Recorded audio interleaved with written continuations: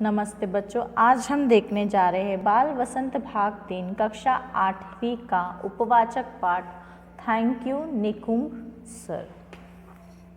ठीक है बच्चों, तो पेज नंबर 57 पर हम देखेंगे हमें क्या दिया गया है। इसके लेखक है सुरेश उनियाल। ठीक है बच्चों, लेसन का नाम है thank you Nikumbh sir. Suresh Uniyal इसके लेखक है। ठीक है बच्चों, तो हम लेसन की ओर बढ़ेंगे।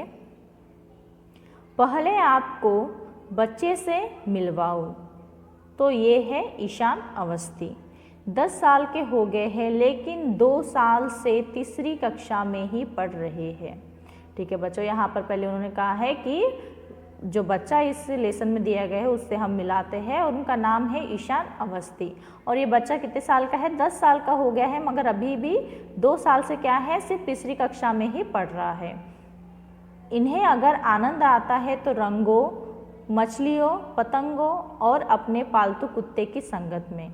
इन्हें पढ़ाई में उतना इंटरेस्ट नहीं, इन्हें किस में इंटरेस्ट है? इन्हें आता है मीन्स इन्हें खुशी मिलती है रंग में और मछलियों से खेलने में और पतंगों में, और अपने पालतू कुत्ता जो है उनका उसके साथ खेलने में उन्हें बहुत मज़ा आता है।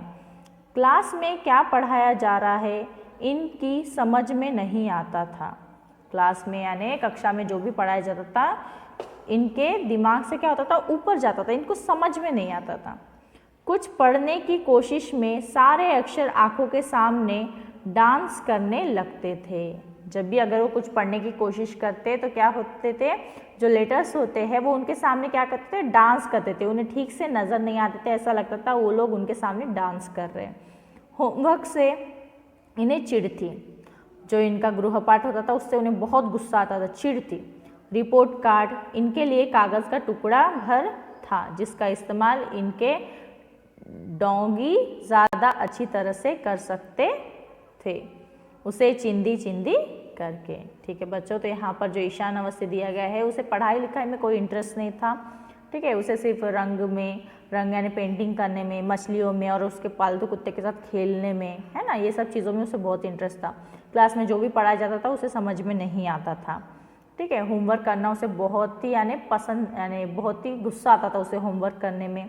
रिपोर्ट्स कार्ड को तो वो वैल्यू देते ही नहीं थे, वो क्या करते थे, कुत्तों के सामने चिंदी चिंदी कर कर डाल देते थे। कुत्ते उसे क्या करते थे, चिंदी कर डालते थे। नेक्स्ट पैराग्राफ हम देखेंगे। टेस्ट में सवाल था 3 गुना 9 कितने। सामने आ गए सौर मंडल के 9 ग्रह केतु के पास ले गया। दोनों में टक्कर हुई और 9 हो गया चूर चूर, बचा क्या 3। लिख दिया आंसर शीट पर। ईशान का तरीका तो यही था। ठीक है बच्चों, जो ईशान है उसे पढ़ाई लिखाई में बिल्कुल इंटरेस्ट नहीं था। अगर कुछ पढ़ाई का वो सोच रहा है तो उसे कुछ और ही नज़र आता था। एक बार उसका टेस्ट में 3 गुना 9 कितने मीन्स 3 को इंटू करना था 9 से, तो कितना आता है आंसर उसे लिखना था।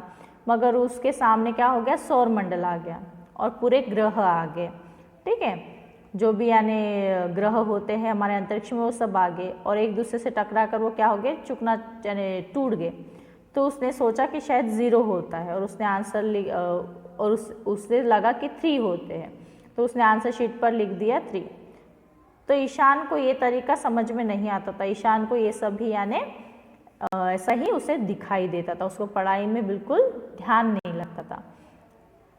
पहले पीरियड में क्लास से बाहर कर दिए तो दूसरे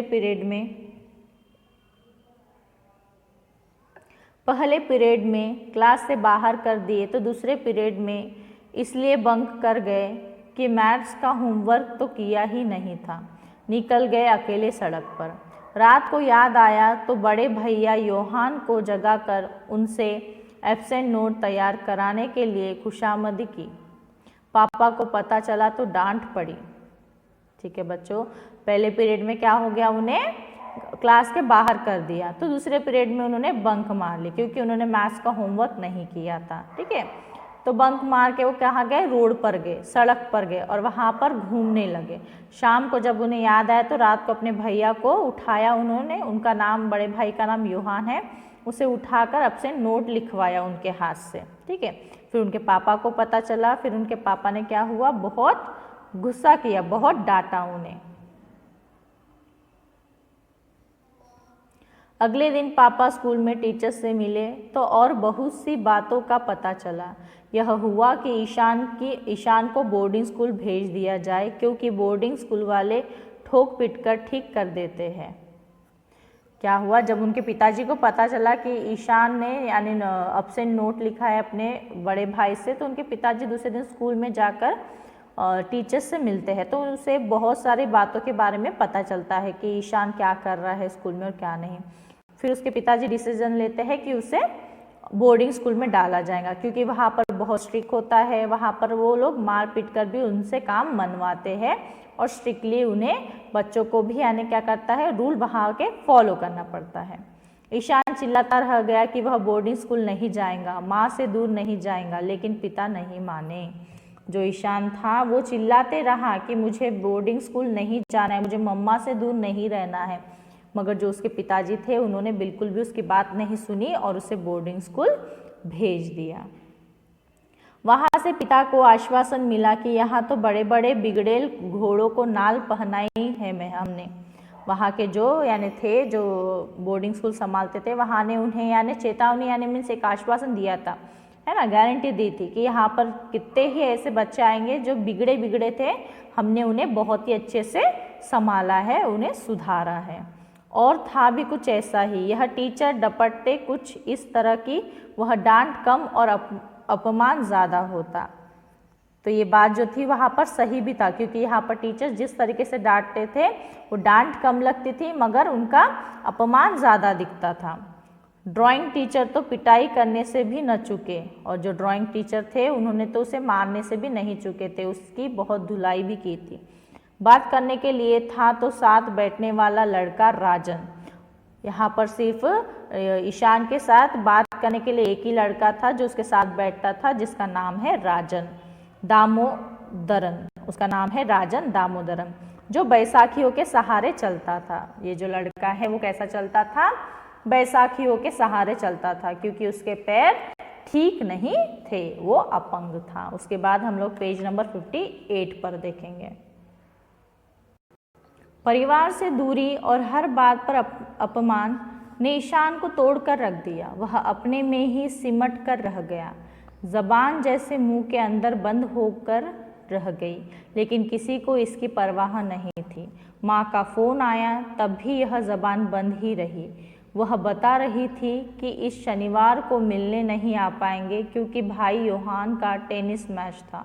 माँ बात करती जा रही थी और ईशान फ़ोन नीचे रखकर चला गया था, सिर झुकाए चुपचाप। ठीक है बच्चों, तो परिवार से जब वो दूर हो गया और जो अपमान उसे सहना पड़ता था उससे वो गुमसुम रहने हो लग गया, डिप्रेशन में चले गया। ठीक है, वो सिमट कर रह गया, मीन्स वो किसी से बात नहीं करता था, खेलता नहीं था, चुपचाप अकेले बैठा रहता था। माँ का फ़ोन आया तो माँ जब बता रही थी कि हम यानी मिलने नहीं आ पाएंगे, तो वो बात भी उसने नहीं सुनी। उसकी माँ बता रही थी कि हम टेनिस मैच को जा रहे हैं, तुम्हारे भाई के इसकी वजह से हम लोग नहीं आ पाएंगे, मगर इस सब चीज़ों का ईशान पर कोई भी असर नहीं हुआ। उसने फ़ोन रख दिया और चुपचाप से वहाँ से चले गया। और ईशान की माँ फ़ोन पर बात कर ही रही थी, उसे लग रहा था कि शायद ईशान सुन रहा है, मगर ईशान नहीं सुन रहा था। ईशान जो है वो बहुत ही सहमा सा, डरा डरा सा, शांत रहने लगा। एक दिन एक नए ड्राइंग टीचर आए। एक दिन क्या हुआ, एक नए ड्राइंग टीचर आए। एक दिन एक नए ड्राइंग टीचर आए, रामशंकर निकुंभ। उनका नाम था रामशंकर निकुंभ। वही गुरु जिनका जिक्र ऊपर किया जा चुका है, वही गुरु जिनका नाम यानी लेसन का नाम दिया गया है, उनके बारे में ही यहाँ पर बताया है। वही गुरु यहाँ पर आए हैं। आए भी तो एक तूफान की तरह, और जब वो आए तो कैसे आए, एक तूफान की तरह आए, नियम कायदे अनुशासन को तोड़ने के संदेश के साथ। कैसे आए वो, एकदम तूफान के जैसा है, जैसे नियम कायदे अनुशासन जो रूल्स है वो सब तोड़े जैसा है। जो मन में है, जो आपकी कल्पना में है, उसे कागज़ पर उतारो। उन्होंने सब रूल रेगुलेशन तोड़ दिए और उन्होंने सिर्फ इतना कहा, जो आपके मन में है वो आपको एक कागज़ पर उतारना है। हर बच्चा अपने मन से चित्र बना रहा था। पूरे क्लासरूम में जैसे रंगों का एक कार्निवल सा सज रहा है, लेकिन कागज़ की एक शीट अभी कोरी थी। निकुंभ सर की नज़र इस कार्निवल पर से घूम घूमकर उस सफ़ेद शीट की ओर जाती, इस उम्मीद के साथ जाती कि वहाँ रंगों ने अपना खेल शुरू कर दिया होगा, लेकिन शीट तो कोरी ही मिलती है। उस चुप्पे से बच्चे से बात करने की कोशिश की, लेकिन जवाब तो क्या, उसकी उदास आंखें भी कुछ बोलने से इनकार कर रही थी। ठीक है बच्चों, उन्होंने कहा कि जिसके मन में जो भी है वो ड्रॉ करो, ठीक है। मगर यहाँ पर सब लोग अच्छा ड्रॉ कर रहे थे, मगर ईशान जो है उसकी शीट कोरी थी, उसने कुछ भी उस पर ड्रॉ करना नहीं समझा। जब सर ने उससे बात करने की कोशिश की तो ईशान ने उनसे बात भी नहीं की। उसकी आंखें भी सर से बात करना के लिए मना कर रही थी। उसके बारे में जानने के लिए ईशान की दूसरे विषयों को होमवर्क की कॉपियाँ देखी। कुछ और अधिक जानने के लिए मुंबई उसके घर चले गए। ईशान की चीज़ें देखी तो पता चला कि उस चुप्पी से बच्चे के भीतर तो एक रंगों का जादूगर छिपा बैठा है। कल्पनाशीलता की जो उड़ान यहाँ है वह किसी आम बच्चे में तो नहीं होती। ना समझी एक इतनी बड़ी प्रतिभा को बर्बाद कर रही है। तय किया कि ऐसा नहीं होने देंगे। जो सर है निकुंभ सर, उन्होंने उसके बारे में बहुत यानी पूछताछ की, बाकी सब्जेक्ट के बारे में भी पूछा। वो उसे और समझने के लिए उसके घर में गए। जब उन्होंने उसकी बुक्स देखी तो उन्हें समझ में आया कि ये फैमिली की वजह से यानी दूर रहने की वजह से उसे ये प्रॉब्लम हो रही है, और ये कोई नादान या नॉर्मल बच्चा नहीं है, इसमें बहुत यानी ये बहुत ही प्रतिभाशाली है। पहले तो पिता को डांट पिलाई, बताया कि डिसलेक्सिया नाम की एक बीमारी होती है जिसमें बच्चे को शब्दों और अंकों की जटिल प्रक्रिया को समझने में दिक्कत होती है। सर ने पहले तो उनके पिताजी को ईशान के पिताजी को गुस्सा किया, उन्हें डांटा और उन्हें इस बीमारी के बारे में बताया कि डिसलेक्सिया भी एक नाम की बीमारी है जिसमें क्या होता है, बच्चों को पढ़ने लिखने के लिए समझने के लिए प्रॉब्लम होती है। जो चीज़ें आम बच्चों को आसानी से समझ में आ सकती है उन्हें समझाने के लिए उस पर अतिरिक्त मेहनत की जाने की ज़रूरत है। उन्होंने बताया कि जो नॉर्मल बच्चे उन्हें जो यानी समझ में आता है वही इन बच्चों को समझाने के लिए थोड़ी ज़्यादा मेहनत करनी पड़ती है, लेकिन उसकी एक अक्षमता को लेकर कोसते रहने से एक कलाकार के रूप में उसकी प्रतिभा को बर्बाद किया जा रहा है। मगर जो अक्षमता है मीन्स उसके जो वीकनेस है उसे बार बार उसके लिए कोसने से क्या हो रहा है, उसके अंदर जो प्रतिभा है वो क्या हो रही है, नष्ट हो रही है, बर्बाद हो रही है। स्कूल में प्रिंसिपल को भी समझाया कि एक होनहार बच्चे को नालायक मानकर कोसा जा रहा है और नष्ट किया जा रहा है। उसे डांट की नहीं, समझने जाने की ज़रूरत है, सहानुभूति की ज़रूरत है। वह अपने काम पर लग गए। उस चुप्पे बच्चे की पहले तो जबान लौटाई, फिर उसकी कल्पना शक्ति। ठीक है बच्चों, उन्होंने निकुंभ सर ने प्रिंसिपल को भी समझाया कि ये बच्चा होनहार है, इसे हम लोग नालायक नहीं कह सकते, जो ये डिज़र्व करता है हम उसे वो नहीं दे रहे हैं, हम इसे इसकी जो प्रतिभा है उसे नष्ट कर रहे हैं। ठीक है, फिर उन्होंने निकुंभ सर ने कोशिश की और फर्स्ट उसकी क्या लौटाई, जुबान मीन्स बात करने की शक्ति लौटाई, उसके बाद उसकी कल्पना शक्ति भी लौटाई। आगे हम लोग पेज नंबर 59 पर देखेंगे। कल्पना शक्ति और कुछ कर दिखाने की इच्छा। ठीक है बच्चों, उसकी ज़बान भी लौटाई मीन्स उसे बात करने के लिए प्रोत्साहित किया, उसकी कल्पना शक्ति मीन्स सोचने की शक्ति उसकी लौटाई, और कुछ कर दिखाने की इच्छा भी, और लाइफ में कुछ करना है वह इच्छा भी उन्होंने उसके मन में जगाई। दूसरे विषयों पर भी वे उसके साथ मेहनत करते रहे, दूसरे सब्जेक्ट भी उसे पढ़ाने के लिए निकुंभ सर उसे हेल्प करते रहे। और फिर एक दिन निकुंभ सर ने एक अनोखा ऐलान किया। फिर एक दिन ऐसा आया कि निकुंभ सर ने एक अनोखा ऐलान किया, मीन्स कुछ अलग ही चीज़ बताई। स्कूल में एक ड्राइंग कंपटीशन का ऐलान किया। ठीक है, उन्होंने क्या किया, स्कूल में एक ड्राइंग कंपटीशन प्रस्तुत की या तो अरेंज की। इसमें सब हिस्सा लेंगे, बच्चे भी और टीचर भी। उन्होंने कहा कि इस ड्राइंग कंपटीशन में बच्चे भी हिस्सा लेंगे और उनके टीचर्स भी। नियत दिन पर कंपटीशन शुरू हुआ, यानी करेक्ट दिन पे जो यानी सोचा गया था उस दिन पर उन्होंने कंपटीशन शुरू किया। सब आए लेकिन ईशान का कहीं पता ही नहीं था। समय हो गया। राजन से पूछा तो पता चला कि वह तो सुबह ही उठकर कहीं चला गया था। ठीक है बच्चों, सब बच्चे आ गए थे, सब अपना ड्राइंग शुरू कर रहे थे, मगर अभी तक ईशान नहीं आया था। तो सर ने उसका जो फ्रेंड था राजन, उससे पूछा तो उसने बताया कि वह तो मॉर्निंग ही उठकर कहीं चले गया। वह गया था झील के किनारे। वह कहाँ गया था? झील के किनारे। उसके पूरे वातावरण को सुबह की आभा में अपने भीतर रमेटने वो सागर के किनारे यानी किनारे गया, झील के किनारे गया और वहाँ से उसने यानी क्या उसे ड्रॉ करना है वो सब देखकर उसने अपने मन में उसे बिठा लिया। 1 घंटा बीत गया था। निकुंभ सर निराश हो गए थे, लेकिन तभी वह दिखाई दिया और बिना कुछ बात किए काम पर लग गया। निकुंभ सर निराश हो गए थे कि अभी तक ये नहीं आया, 1 घंटा हो गया है, और तभी क्या हुआ, ईशान वहाँ पर आया और बिना कुछ बात करे वह अपने काम में मीन्स ड्राइंग के काम में बैठ गया, लग गया। निर्णय के लिए आई थी प्रख्यात चित्रकार ललिता लाजमी। प्रिंसिपल साहब ने निर्णय की घोषणा की कि 2 चित्रों के बीच टाई है। मीन्स 2 चित्र प्रिंसिपल को बहुत पसंद आए थे, तो उन्होंने कहा कि 2 चित्रों के बीच में क्या है? टाई है। तो एक को ही था, इसलिए जीतना तो एक को ही था, इसलिए गुरु निकुंभ सर पीछे रह गए और जीत गया शिष्य ईशान। दोनों में से तो एक ही चित्र को यानी जीतना था, तो इसलिए क्या हो गया, जो गुरु है वो पीछे रह गए। निकुंभ जी और ईशान का चित्र सबको बहुत पसंद आया और ईशान को चूज किया गया। तालियों का शोर हो रहा था, लेकिन ईशान अपने से सीटा बच्चों के पीछे दुबका जा रहा था। तालियों का जोर हो रहा था, सब लोग उसके लिए तालियां बजा रहे थे, मगर ईशान डर कर सिमट कर बच्चों के पीछे छुपा जा रहा था। स्कूल की एनुअल रिपोर्ट छपी तो उसके पहले आवरण पर छपी थी ईशान की पेंटिंग और पीछे के पृष्ठ पर निकुंभ सर की पेंटिंग। ईशान का चेहरा रंगों के अंतरिक्ष के बीच में खुशी से खिला हुआ। ईशान को यह खुशी देने के लिए धन्यवाद निकुंभ सर। ठीक है बच्चों, जो एनुअल की रिपोर्ट छपी उसमें ईशान का चित्र और निकुंभ सर का चित्र भी छपा था।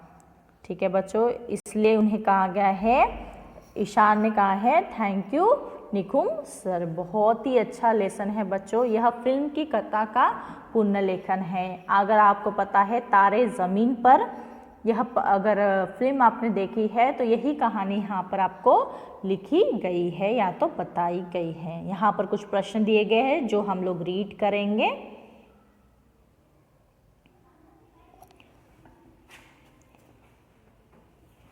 प्रश्न है पहला, अपनी मनपसंद कला के बारे में बताइए। तो यहाँ पर हम लिख सकते हैं, आपको कौन से लिखना है, फिर भी आप अगर लिख सकते हैं तो देखिए। मेरी मनपसंद कला नृत्य है। नृत्य से शरीर का स्वास्थ्य भी बना रहता है। यह एक अद्भुत कला है। भारत में अनेक प्रकार नृत्य प्रचलित है, जैसे भरतनाट्यम, कुचिपुड़ी इत्यादि। मुझे सभी प्रकार के नृत्य अच्छे लगते हैं। मैं और मेरे मित्र अनेक मौक़ों पर नृत्य करते हैं। नृत्य से एक अद्भुत सुख की प्राप्ति होती है। यह नृत्य करने वाले तथा उसे देखने वाले दोनों का मनोरंजन करता है। उसके बाद दूसरा प्रश्न हम देखेंगे, ईशान में कैसी प्रतिभा छिपी है, अपने शब्दों में बताइए। ईशान अत्यंत कल्पनाशील था। उसके भीतर एक रंगों का जादूगर छिपा बैठा था। उस जैसी कल्पनाशीलता की उड़ान सामान्य बच्चों में नहीं पाई जाती। उसमें चित्रकार बनने की अद्भुत क्षमता छिपी थी। निकुंभ सर ने उस क्षमता को पहचाना तथा उसे आगे बढ़ने के लिए प्रेरित किया। इस प्रकार एक गुमसुम रहने वाला बालक एक सफल चित्रकार बना। उसने अपने ड्राइंग टीचर से भी सुंदर चित्र बनाया, इस कारण उसे प्रथम पुरस्कार मिला। साथ ही वह अन्य विषयों में भी अच्छा पढ़ने लगा। रिपोर्ट कार्ड के आवरण पर उसकी पेंटिंग छपी। तीसरा प्रश्न हम देखेंगे, बच्चों के प्रति निकुंभ सर के विचार कैसे थे। बच्चों के साथ निकुंभ सर बड़े प्रेम से रहते थे। उनका मानना था कि स्वतंत्र छोड़ने पर ही बच्चों का स्वाभाविक विकास हो सकता है। वे नियम, कायदे, अनुशासन आदि को तोड़ने का संदेश देते। उनका मानना था कि प्रत्येक बच्चे में कुछ विशिष्ट क्षमता होती है। उस क्षमता को पहचान कर उन्हें उस दिशा में प्रेरित किया जाना चाहिए। निकुंभ सर का मानना है कि बच्चों को दंड नहीं दिया जाना चाहिए। यदि कोई बच्चा शरारत करता है या गुमसुम रहता है तो हमें पहले उसका कारण पता लगाना चाहिए। यदि कोई छात्र पढ़ाई में पीछे हो तो उसका कारण मालूम करना चाहिए।